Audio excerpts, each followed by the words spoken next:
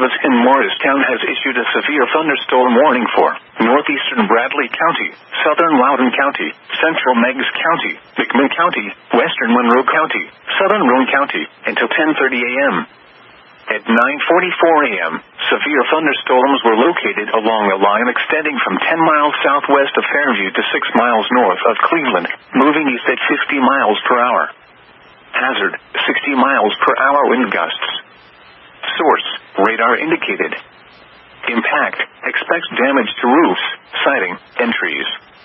Locations impacted include Athens, Sweetwater, Loudoun, Madisonville, Decatur, Etowah, Charleston, Englewood, Vanur, and Greenback. This includes Interstate 75 in Tennessee between mile markers 30 and 70. For your protection, move to an interior room on the lowest floor of a building.